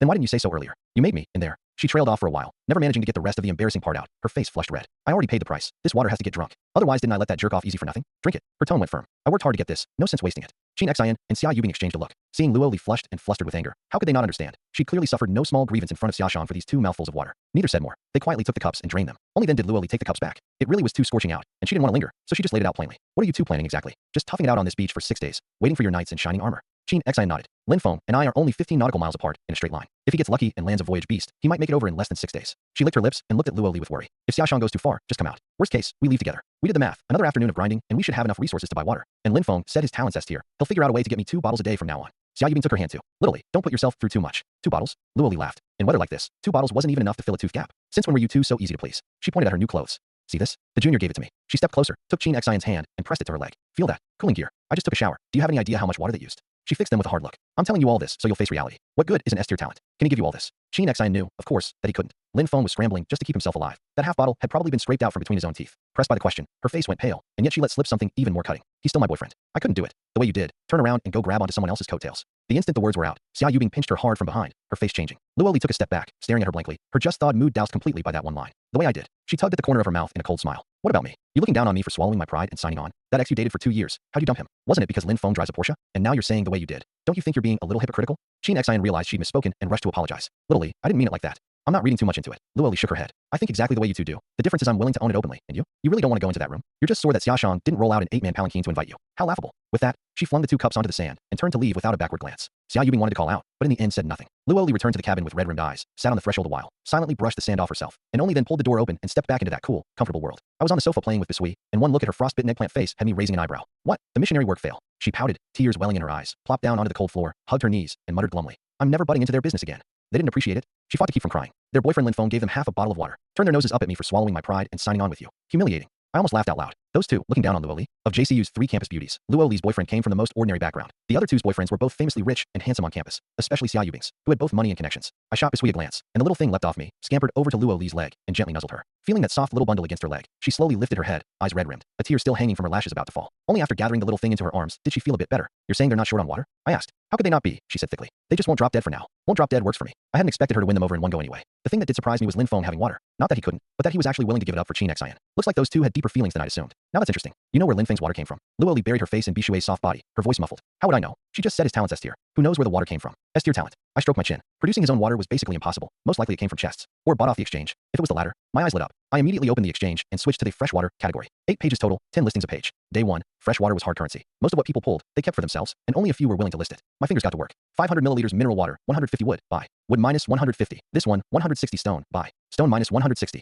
Expressionless, I swept the listings like a madman, tossing bottle after bottle of mineral water onto the floor. Luo Li, mid-wallow, heard the noise and looked up curiously, and then witnessed a scene she'd never forget. Bottles of mineral water kept materializing in my hands. 1, 2, 3. And amid the crisp clatter, a small mountain of water bottles rapidly took shape before her. Her mouth fell open wider and wider. Where's he getting all this mineral water? In disbelief, she opened the exchange, and sure enough, the fresh water for sale was visibly dwindling, dropping by several bottles almost every time she refreshed. I swept every drop of Bible fresh water off the exchange, refreshed to confirm no new stock was coming in, and only then stopped, satisfied. Cornering the freshwater market dovetailed perfectly with my next move. I stood, nudged the pile of mineral water at my feet, 81 bottles in all, and said to the petrified Luo Li, right now, there isn't a single drop of fresh water in the whole Jiangxing district except mine. Lin Feng's S tier talent. Wonder if it can wring water out of sand. Luo Li's eyes went wide. This is him getting back at them for me? She was about to thank me when I added another line. Oh, and don't waste this water. Use it as the backdrop when we give water away on stream later. Luo Li, finally somewhat recovered, was still staring blankly at the mountain of mineral water at her feet. Ignoring her shock, I walked straight over to the humming purifier and rapped a knuckle against the barrel, 2 dull thunks. Set those water bottles up as a backdrop wall on the windowsill. The most eye-grabbing arrangement you can manage. My pace was rapid, leaving her no room to hesitate or ask questions. For the water giveaway, have people add me directly. As for you, I turned and gave her a once-over, then smiled. You don't have to do a thing. Luo Li was lost. Huh? Then what do I do on the stream? Be the mascot, I said succinctly. Just look good. I remembered one more thing. Make it clear on stream. Nominally it's free, but anyone claiming water has to pay 10 of any resource as a good faith deposit. Remember, you're a savior, not a pushover. Don't coddle the freeloaders. A smooth string of instructions, laying everything out for her. I dug up a long, cream-colored sun jacket from the exchange too, mainly to shield her from the sun. Put this on first. Luo Li felt a flicker of warmth and pulled it on. With her petite frame and the large size I'd bought, the hem nearly reached her knees, like a trench coat. She did a spin. Looks good. That white-haired look of hers, all in white, made her seem even more full of pep. Looks good. Get ready first. You can preen at your leisure tonight. Got it. She pouted, sliding me a sidelong glance. This junior's actually pretty thoughtful. She arranged the mineral water bottles in a neat row along the windowsill behind her. Under the sunlight, they glittered, mouth-watering to look at. She even shifted the sofa to the center of the window so she and that wall of water would both fit in the shot. Ready. She took a deep breath and shot me a slightly nervous glance. I flashed her an okay, then opened the district channel and started spamming. Summer, stream-only limited event. Free water, free water, free water. Stream link, times 10. 10 messages fired off in one breath. The next second, the whole Jiangxing channel exploded like cold water dropped into a vat of boiling oil. The viewer count on Luo Li's stream shot up like a rocket, from 0 to 99.99 plus in under 5 seconds, and that was just the system's display cap. Damaku flooded in like a burst dam and drowned the screen in moments. Luo Li, a 3-year streaming veteran, was momentarily dumbstruck by the sheer scale. This was her first time on camera in the flesh. Before, she'd always used a virtual avatar. She could only fall back on muscle memory and squeeze out a sweet, professional smile. Welcome, everyone, to my stream. She put my ID up. We're giving away water for free today. Add this person as a friend. Each person just pays 10 resources. The moment she finished, the Damaku erupted. Right now, sellers willing to part with water were few and far between, and the exchange's fresh water had just been swept clean. The channel was buzzing about it. One look at my spam plus Luo Li's stream, and even the dullest could guess the reason. In the sea of Damaku, a few especially pointed comments caught Luo Li's eye. Nice script. Buy out all the water on the exchange first, then trot out a girl streamer to play free water giveaway. Think we're idiots. Hoards resources to corner the market, leaves everyone parched, then prances out playing savior. Summer, people like you are the worst. No wonder all the fresh water on the exchange is gone. These two didn't post just once. They spammed the stream like crazy, lighting the powder keg and kicking off a big wave of pylon. Luo Li's head swam. Explain however she might. The Damaku wouldn't listen. She could only curse this garbage system for not even having a mute function. I was watching too, my brow furrowing slightly, but the data was what I cared about more. Curses aside, Luo Li's follower count was climbing like it had gone mad. The number jittered wildly, leveling up every few seconds. Under a minute, and it broke 100,000, momentum undiminished. Luo Li stared hard at the screen. The 700,000 followers she'd built over 3 years of streaming were utterly surpassed here in a mere 5 minutes. By the time she was so excited her voice shook, the count had stably broken a million. About 10 minutes later, the wildly surging number finally slowed, settling around 1.82 million. With over 10 million players in the Jiangxing district, the traffic was terrifying. And these were all living, breathing people. What did that mean? It meant the top influencers of old had to step aside in front of her. But the Damaku's tone had been steered off course, from free water to poisoning the whole district. Luo Li, a small-time streamer, couldn't possibly hold back a pylon this big. She looked at me, a little lost, and was about to speak when she spotted a comment that flooded her with relief. Summer. At those two stirring the pot, whoever's got their coordinates, 2 liters of water for them. The clamoring Damaku stalled eerily for a second, then erupted even more violently. Boss, me. I locked onto them just now. DM me, I want water. I added this person as a friend, and they readily sent over coordinates. Not far from me, only 30 nautical miles. Summer, good. How do you know their coordinates? Lonely Bean Joe Heat. That's my talent. Thanks for the water, boss. Need anything in the future, just hit me up anytime. An unexpected bonus. This talent might genuinely come in handy down the line. On top of the 2 liters I promised, I threw in an extra liter. No need to hold back. I've got those 2's coordinates written down. That thunderbolt move put Luo Li considerably more at ease. Looking at her 7-figure follower count, then at the 2 clowns in the Damaku who were visibly about to wilt, she suddenly found it all laughable. Right, I've got a man behind me who's cornered the whole district's water supply and tops 3 leaderboards. Why am I bothering with these sour little maggots? Whatever she did, he'd cover for her. An unprecedented confidence rose from the bottom of her heart. Mimicking the tone of a power woman from a workplace drama, she worked to make her voice sound cold and commanding. First, thank you, Mr. Summer, for the aid you've provided to everyone in the Jiangxing district. Anyone who doesn't like it is welcome to keep drinking their own saliva. We won't stop you. Second, if 10 resources is too steep for you, feel free to leave. Not everyone qualifies for our goodwill. She paused. Now, those who want to live, you may begin sending friend requests. The moment those lines were out, the rabble-rousing Damaku was completely drowned by the Damaku desperate for fresh water, and the tone finally normalized. The masses have sharp eyes, so what if there was an agenda behind it? The free water was real, and everyone had a shot at getting a piece. Holy crap, the streamer's this cute but this fierce. What a gap. Why'd those 2 stop spamming? Chickened out. El Mayo, wait till boss shows up at their door, they're toast. Followed. Streamer's a queen, boss Summer's a legend. Hurry up and hand out water. I'm dying of thirst. When's boss Summer going to pay those 2 a visit? Stream it, please. I sat down by the barrel. Luo Li switched from queen mode back to playful, sneaking me a wink, fishing for praise. I nodded approvingly. Good, just like that. Only then did she contentedly flash an okay, then turned back to her aloof persona and started interacting with the Damaku. I reopened the friend requests I'd shut off earlier. Ding, ding, ding. The chimes instantly merged into one continuous din, splitting my skull. I spent 1,500 wood on a blueprint for a 200 milliliters wooden cup. Once learned, I could craft them myself with materials. 1 cup cost just 5 wood, 200 cups only 1,000. I steadied myself and started filtering through the flood of requests. The water giveaway was 1. To build hype for Luo Li, and 2. My talent recognized teammates, so naturally I'd take the chance to scout for a suitable production partner. Overall ratings were tagged right on the names, plain as day. For anyone who'd paid the 10 resource deposit, I approved the request and traded over a cup of water. No cilantro, overall rating 74. Note, boss, water please. I'll trade wood for it. Number 1 cutie, overall rating 65. Note, wallet dying of thirst. Lemon flavor, overall rating 71. Note, none. Oh crap, overall rating 81. Note, boss, look at me. After filtering for a good while, not a single goddess hit 90. I wasn't surprised. Top rate partners aren't easy to come by. Wah. Thank you, boss Summer. Thank you so much. Thanks, boss. Can I come visit your island? I'm super entertaining. Boss, can I trade with you for water often from now on? Looking at these decently rated notes, I felt a twinge of something. They didn't clear 90, but if they hadn't landed in this apocalyptic ocean, every one of them was probably someone people fawned over. Too bad. What I was looking for wasn't just a passing rating. The more important thing was a low talent tier. The lower, the more it benefited me. The 200 cups were soon all given out. Without batting an eye, I crafted another 200 and continued the blind box-like process. Tiring, sure, but I found it enjoyable. Another hour or so passed, and just as my fingers were going a little numb, one friend request that stood out from the rest made me raise an eyebrow. Lin Feng is God. I'm Qin Xian's boyfriend. The name's Lin Feng. I had some impression of this Lin Feng, a well-known rich kid at Jiangxing University, his ride a flashy Porsche 911, attending class basically just for roll call. Even knowing Qin Xian was his girlfriend, there was never any shortage of pretty girls around him angling to take her place. Summer, something you need. He replied almost instantly, the impatience bleeding through every line. Lin Feng is God. Can you lend me some water? I had a rough idea now. With the exchange's water swept clean by me, he'd gotten desperate. The sun was vicious. Qin Xian's side was probably failing, pressing him to do something. Summer, why would I lend you any? Lin Feng lashed on like he'd grabbed a lifeline, his tone turning warm. Lin Feng is God. Come on, bro, don't be like that. Aren't you giving water away free on your stream? Do a guy a favor, lend me some first. Lin Feng is God. Weary schoolmates after all, bound to run into each other, looking out for one another's only right. Lin Feng is God. Besides, isn't Qin Xian on your island? With her there, you afraid I won't pay you back? My eyebrow rose. That last line, that was the real point, wasn't it? Summer, oh, you mean putting Qin Xian up as collateral? Lin Feng is God. Don't put it so ugly. What collateral? Come on, that sense of wrongness deepened. This was nothing like the Lin Feng I remembered, the one who looked down his nose at everyone. No matter how apocalyptic things got, a personality didn't warp this fast. For a bit of water, he was this eager to push a teammate out the door. When something's this off, there's a catch. I didn't call him out. I just played along to see what he was selling. Summer, how much do you want to borrow? Lin Feng is God. 5 liters. How about 5 liters? 5 liters? This guy's hide was thicker than a ship's hull. Summer, 500 milliliters max. Take it or leave it. He went quiet for a full minute. I could just picture his agonized, conflicted face. Lin Feng is God. Fine. 500 it is. I'll pay you back within a week. Summer, and if you can't, Lin Feng is God. Bro, it won't come to that, right? It's 500 milliliters. You think I'd welch on that? Relax. I tapped the rim of the barrel idly. Summer, I'm only asking. If you can't pay it back, then what? Another long silence on the other end, longer than the last, full of struggle and weighing. I decided to add a log to the fire and probe his limit. Summer, here's the deal. For old schoolmate's sake, if you can't pay it back, Chin Xian comes to my island and pitches in for a month. How's that? A long while passed before a new message popped up. Lin Feng is God. Fine. We'll do it your way. Where's the line on this guy? Frowning, I stood up from the barrel, stepped over to the window, took a bottle of the mineral water Luo Li had arranged, and sent it straight to Lin Feng through a trade. Done with that, I turned my gaze out the window. On the beach, Chin Xian and Xia Yubing sat side by side, gazing at the boundless sea, their expressions forlorn. In under half a minute, a bottle of mineral water materialized in Chin Xian's hand. She started. Then her face lit with delight. She twisted it open and took a big gulp, but quickly stopped, and carefully handed the remaining half bottle to Xia Yubing beside her. My gaze sharpened slightly.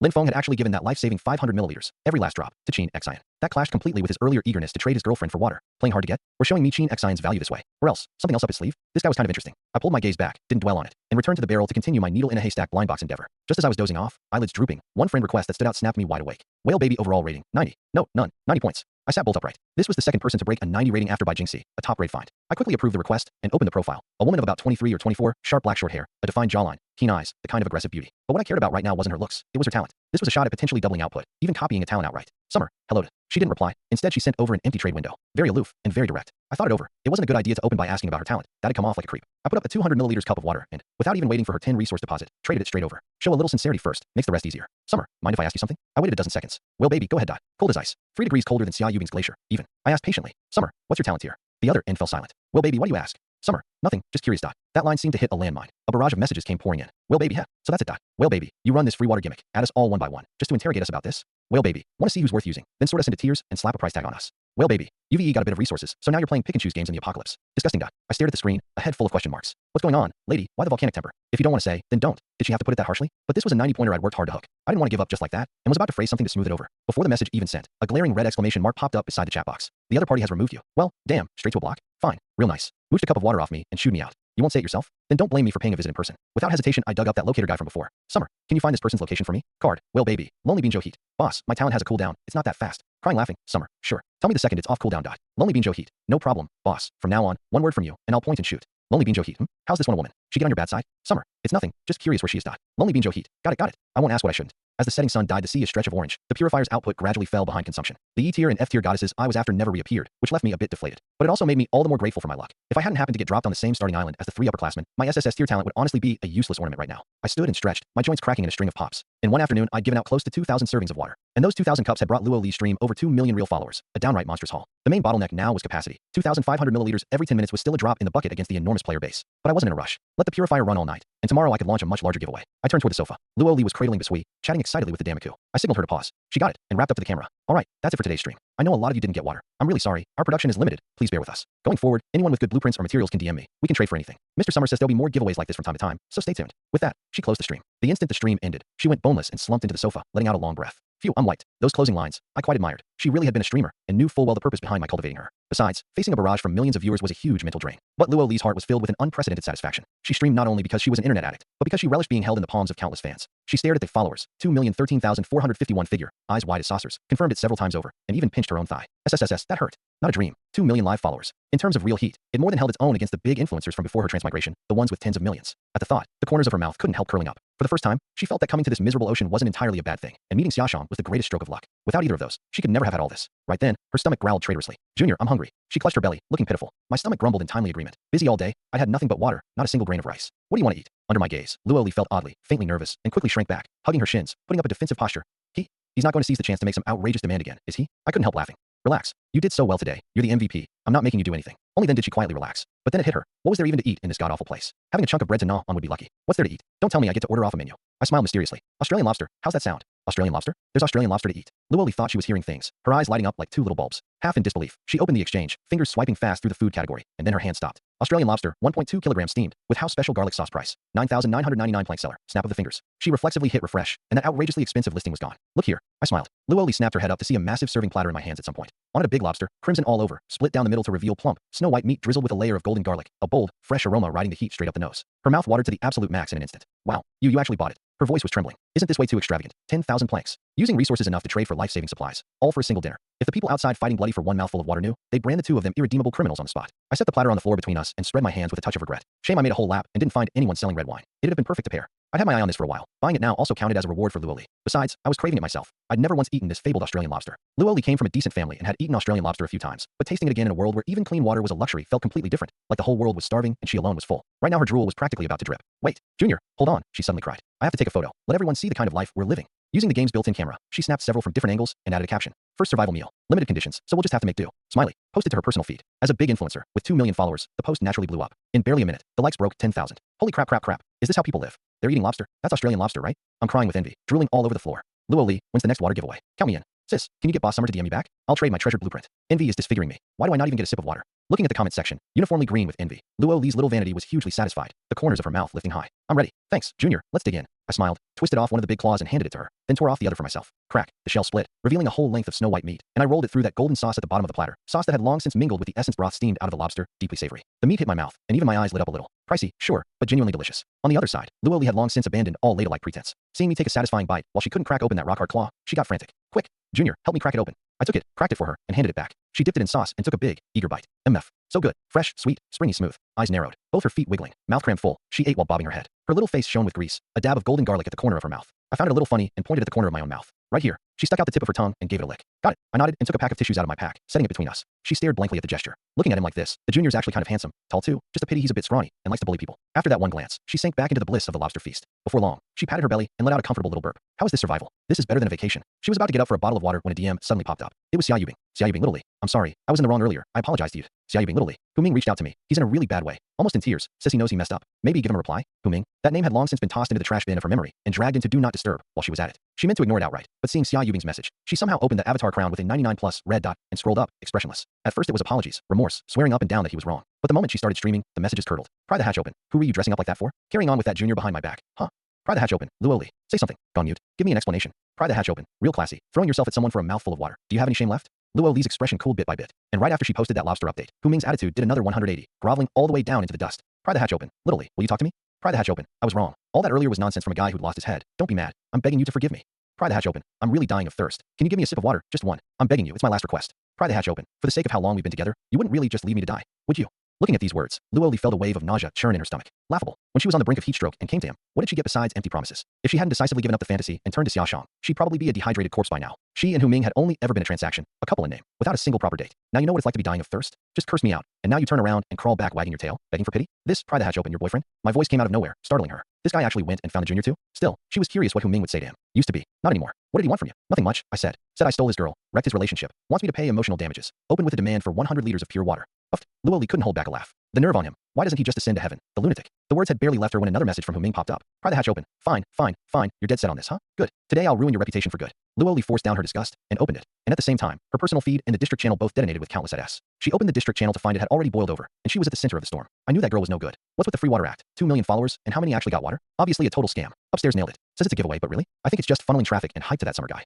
Summer's no good either. Think about it. If all the fresh water gets cornered by him, what chance do the rest of us have? Only a fool believes Summer's a good guy. The two of them are birds of a feather. Heh, don't dare say much. The guy put a bounty on my coordinates. Scared. And the most glaring line of all came from Hu Ming. Pry the hatch open. Hi everyone. I'm the boyfriend of Luoli, that water giveaway streamer. We've been together 5 years. Always going strong. And she betrayed me over a few mouthfuls of water. Got tangled up with this guy called Summer. The two of them teaming up to scam the whole district. And then turned around to humiliate me. People like this deserve to be saviors. Luoli felt all the blood in her body rush to her head. What, together 5 years? What, teaming up to scam the whole district? This lie spinning, fabricating out of thin air bastard. Bang. She grabbed a bottle of pure water beside her and slammed it into the floor with all her strength, water splashing everywhere, catching me in the indiscriminate blast too. I sat up and skimmed the comments in the district channel. The ones leading the charge hardest, besides Hu Ming, were the two whose coordinates I'd already secured. After a round of fanning the flames, plenty of people had started doubting whether the water giveaway was real. Originally, I'd planned to spend a trifling amount of resources to smooth things over. But now, this wave of pylon wasn't just trashing Luoli's reputation. It was dragging me down with it. And some were even starting to incite everyone to band together and boycott me. It was getting close to unmanageable. Handle it badly, and the fame Luoli had only just built would be ruined for good, and my follow-up plans would go down the drain with it. This was no longer ordinary nonsense. It called for a heavy fist. You've got his coordinates, right? Luoli nodded hard. I gave a wave, and Bisui, draped over the sofa, hopped lightly a few times and landed in my arms. Pinching its bouncy little head, I opened my pack in good spirits. Wood, 48,750 stone, 75,820 clay, 138,555.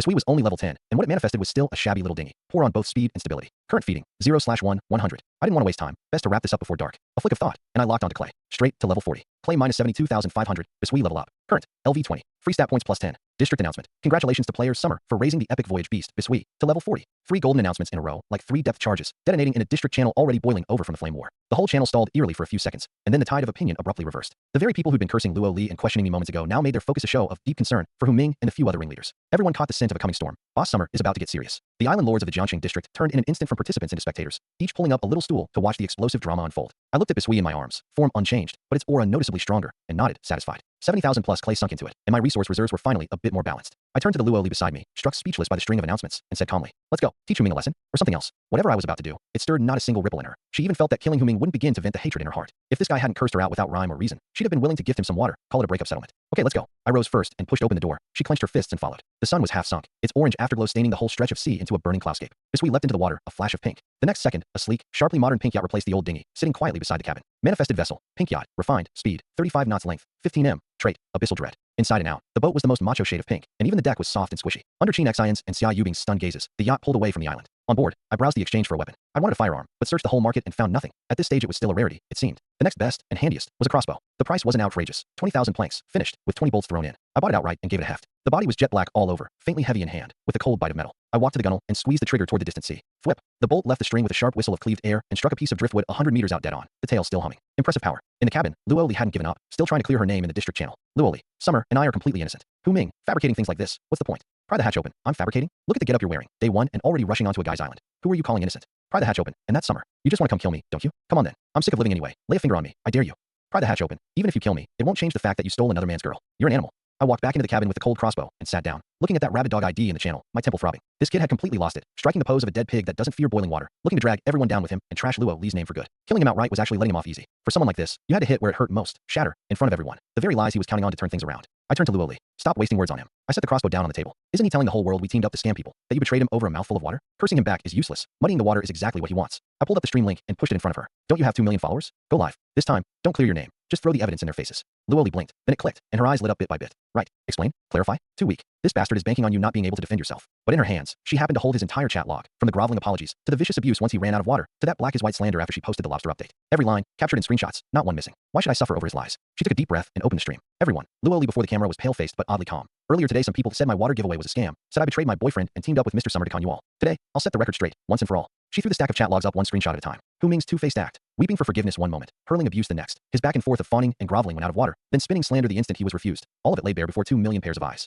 The timestamps were crystal clear, link by link, leaving no room for excuses. He says we've been together 5 years. He and I never went on a single proper date. Luo Li's voice was cold as ice. He says I betrayed him. When I was on the edge of heatstroke and asked him for water, all he did was paint pies in the sky. He says this giveaway is a scam. Who swept the last fresh water off the exchange, and who's been handing out all this water behind me? Everyone can figure out for themselves. After a few seconds of dead silence, the Damaku flipped completely, bursting like a dam toward Hu Ming and the few ringleaders. In the district channel, Hu Ming was still frantically spamming and roaring, but no one believed a single word of his anymore. I leaned against the sofa, watching this one-sided skinning, and smiled faintly. Lies. Confirming them is the bad move. Shattering them is what cuts off the root. The yacht came to a steady stop on the water, less than 10 meters from the beach. Crossbow in hand, I stood at the gunwale, looking down at the 4 wretched figures on the sand. Where's that streamer? Hu Ming, eyes bloodshot, glared dead at me. Tell her to get out here. Luo Li pulled on a long coat and walked to the gunwale. The sea breeze lifted her hair, revealing a face pale but composed. She looked at the snarling man on the sand, and the corner of her mouth curved into an icy smile. Hu Ming's cursing cut off abruptly. He stared at her blankly, like he didn't recognize her. Don't be in such a hurry to lose it. She raised her phone, screen aimed at him. My stream's still running. Everything you just said, 2 million people are watching. She bloomed into a strange, stunningly beautiful smile. I'm keeping the stream on, so that everyone can get a good, long look at exactly what becomes of a man who spreads lies. Before Hu Ming's contorted face, before all of the Jiangxing district, Luo Li went live. The viewer count blew past the cap almost instantly, a plus, jittering endlessly after the 99.99 plus. Damaku flooded in and drowned the entire screen in moments.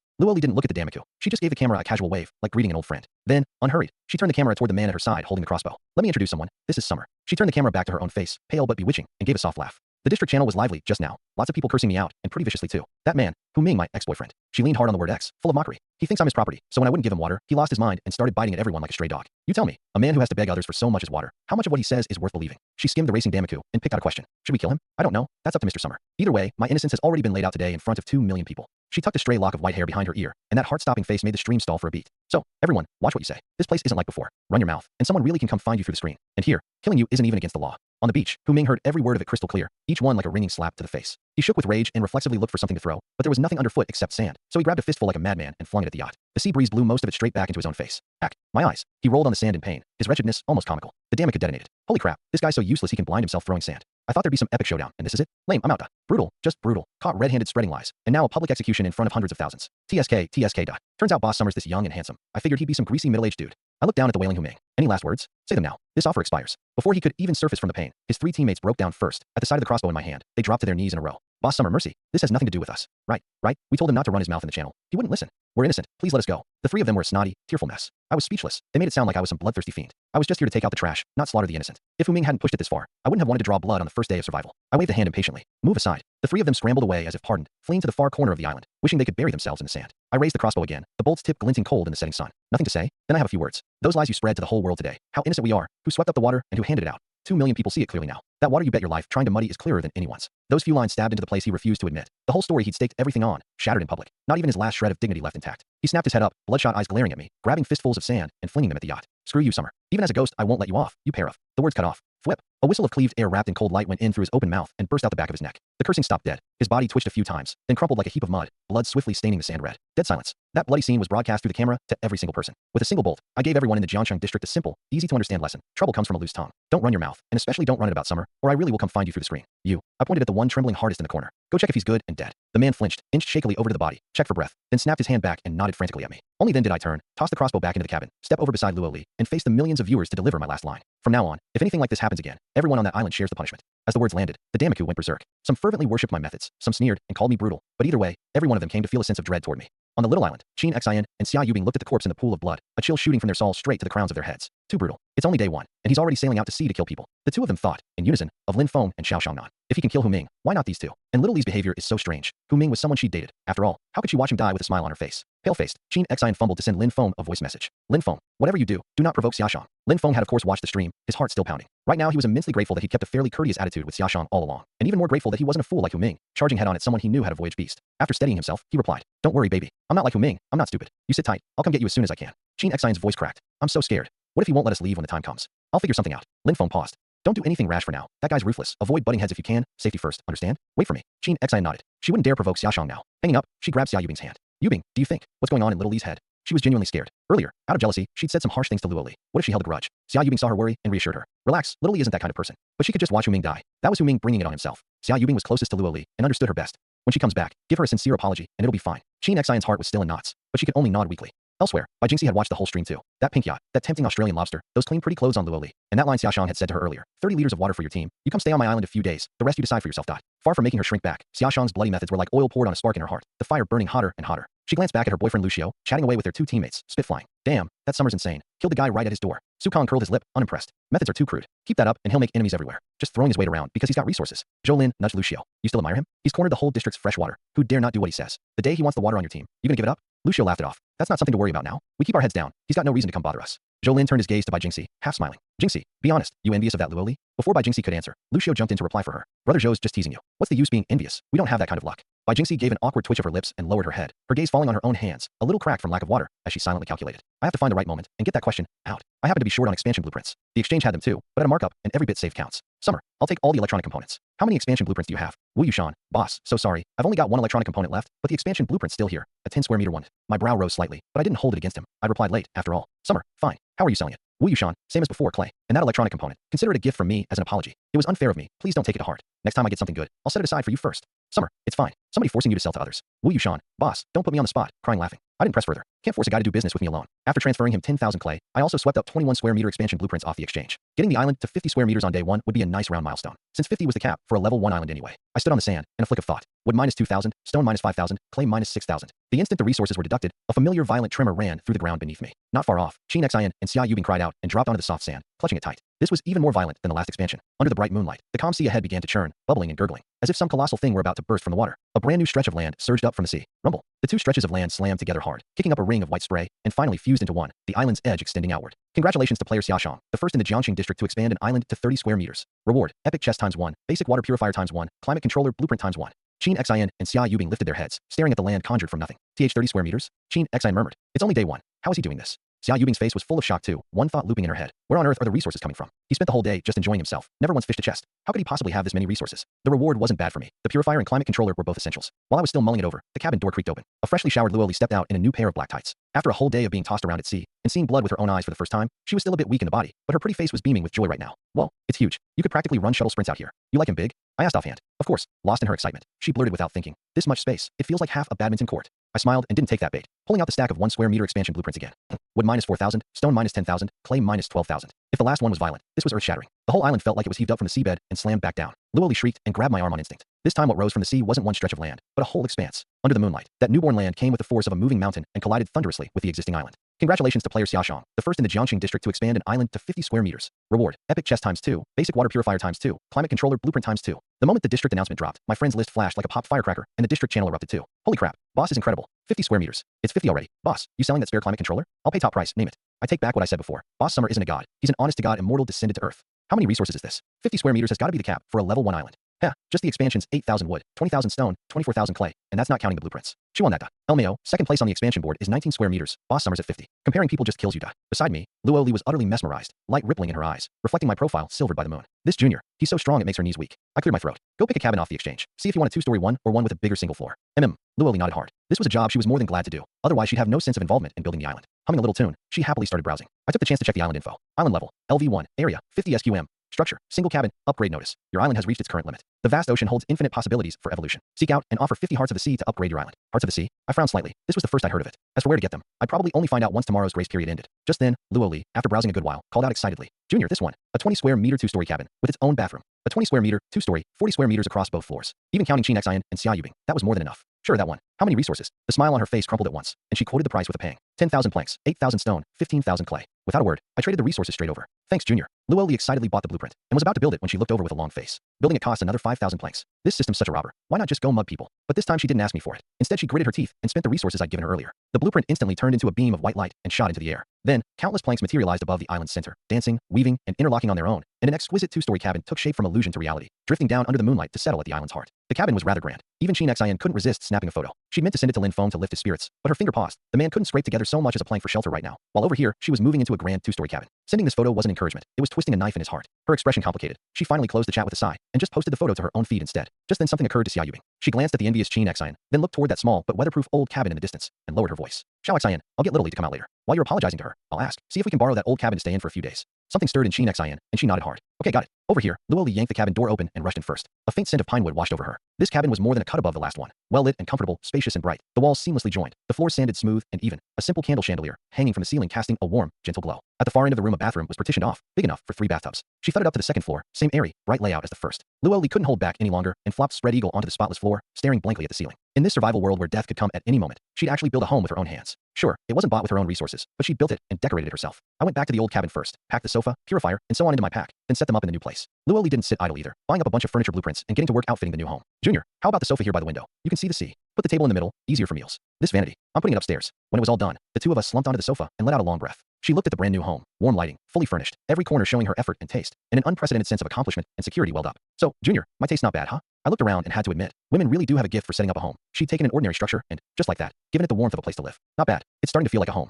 right? I smiled and set the 3 epic chests, glowing with an eerie purple light, side by side on the floor, and looked at her. Want to open a few blind boxes? Try your luck? 3 chests stood in a row on the floor. Epic tier. 3 whole ones. Luoli's breath caught. A chest like this, she might not see one in a lifetime of fishing. Yet here, I had them like cabbages sold by the crate. You're really letting me open them? She pointed at her own nose, her voice unsteady. My luck's terrible. Don't blame me later. I nodded. I was, in fact, curious just how lopsided this upperclassman's luck could get. If it was really as absurd as legend, I'd have to quarantine her from chest opening going forward. Give it a shot, I said. My first epic chest gave me Bisway. With that rarity, even the worst is still floored at a decent level. Makes sense. Luoli rubbed her hands together, took a deep breath, and traced random shapes in the air with all 10 fingers. By the powers of heaven and earth, give me a massage chair, pretty please. She grabbed the lid and flung it open. No golden light, no spectacle, just a system tone going off in our heads. Congratulations, you've obtained luxury pool blueprint, 20 SQM. Luoli's smile froze, and she kicked the chest. Call it bad. Building a pool on the island was a luxury in its own right. But compared to me pulling an epic voyage beast and hitting the district announcements on my very first open, it was small change. Ugh, seriously just the one? She glared at the second chest, then remembered her own luck and deflated. I smiled. The first one usually flops. One more. If the next one's no good, she said suspiciously. You're not going to use that as an excuse to mess with me, are you? I need an excuse? Fair point. I tipped my chin. Open it. Nobody can call which way the luck magic goes. It's not like me going up guarantees a jackpot. The system was handing them out free anyway. It was just for fun. At that, Luoli's spirits picked back up. Next one. This time, a miracle for sure. She pressed the lid. I want a big bed. The super soft kind. Give it to me. Open. Congratulations, you've obtained greenery material pack, 10 plant species. Uffed. Even I couldn't hold it in and laughed. 1 pool, 1 greenery pack. She wanted furniture, and the system kept handing her outdoor landscaping, going out of its way to give her the exact opposite of what she asked for. That settled it. Next chest. I absolutely could not let her touch it. Luoli stamped her feet in frustration. This was worlds away from the scene she'd imagined. Golden light everywhere, baskets full of divine artifacts. I walked over and gave her shoulder a squeeze. This kind of thing, I'd better handle. From now on, you just lie back and enjoy. Jerk. She landed a punch on me. Why do you keep saying stuff like that? Ignoring her, I walked straight to the last chest. I didn't open it right away, both hands on the lid. I glanced back at her. Then I lifted it just a sliver. Golden light blasted out through the crack, and the whole cabin was instantly set ablaze in brilliance. Walls, floor, ceiling, all plated in a dazzling gold. Luo Li threw up a hand on reflex to shield her eyes. Snap. I pressed the lid back down. The golden light died, and the candlelight crept back into the corners. I said nothing, just raised an eyebrow. Luo Li rushed over and grabbed my arm, shaking it hard. Open it. Is it another voyage beast? That golden light. I want a pet too. I smiled, said, open, put my strength into it, and threw the lid all the way back. Golden light flooded the room again, dazzling us both into squinting, leaving us to peer at its source through the gaps in our fingers. Congratulations, you've obtained Defense Robot Epic Blueprint. The light faded. At the bottom of the chest lay a single blueprint, and under its faint red glow was a humanoid machine of intricate lines. I picked it up. Defense Robot Epic. Materials. Iron parts times 350, electronic components times 130, plastic times 400, rubber times 200, smart core times 10, silicone times 100. A list that long, and I knew at a glance this was no small thing. The materials were absurdly excessive. The smart core, alone, I'd never even heard of. But once it was built, I'd never have to fear a sea beast again. Luo Li leaned her little head in, looked at the blueprint, then at me, with an expression that practically accused. Same chest opening. How can the gap between people be this wide? Is this game rigged in my favor or something? She looked again, and her expression turned odd. This many materials, who knows when it'll ever get built? Huh? Why? Does it even need silicone? This robot, is it built to guard the island, or to move in and play house? After Luo Li went out, I opened my chat with Wu Yushan and copy-pasted that long material list for the robot straight over. Me. These, can you make them? It was a good while before the reply came. Every line steeped in difficulty. Wu Yushan. Boss, we're a handicraft workshop, not an arms factory. Wu Yushan. 4 of us doing nothing but decomposing for you would still take half a year. Wu Yushan. And that smart core, we don't even have the recipe blueprint for it. There's genuinely no way. I'd expected as much. Counting on a 4-person squad to assemble all the materials for an epic tier item was a pipe dream from the start. Me. Make whatever you can first. Iron parts and plastic are the biggest needs, so get moving on those. Whatever you can't break down, I'll figure out myself. The other end was silent for a long while. I could picture the few of them huddled together, arguing red-faced over an order too big for anyone to dare sign off on. After a beat, a reply finally squeezed out. Wu Yushan, we can do it, boss. We'll start right away, but could we maybe take a few orders from other people too? My first thought was that they found the price low and wanted to raise it. Before I could say anything, the next line chased after it. Wu Yushan, please don't get the wrong idea. It's absolutely not about the price being low. We just want to leave the team another path. Wu Yushan, to make up for it, we'll discount the labor fee for you. 1,000 milliliters of water per piece. Does that work? I raised an eyebrow. This wasn't a discount. It was a fire sale, from 1,500 milliliters a piece straight down to 1,000 milliliters. With them lowering themselves this much and showing this much sincerity, I had no reason to squeeze further. Me. Fine, get on it as soon as you can. Me. Pick up the finished product materials for me on the side too. I'll front 15,000 resources. Manage it as you see fit. With that, I traded over 5,000 units each of the 3 base resources. This kind of tedious busy work was too much hassle. I just wanted to be a hands-off boss. Besides, I knew their coordinates. No fear of anyone welching. The other end was clearly stunned by this massive injection of resources. Wu Yushan, boss. This is way too much. Me. Handle it however you want. I just want the materials. Once everything's gathered, we'll settle up. Wu Yushan. Wu Yushan, thank you for trusting us, boss. Don't worry, it'll be handled perfectly. I closed the chat, paid no more mind to the excited bunch on the other end, and got up to go install the 3 basic water purifiers from the system rewards.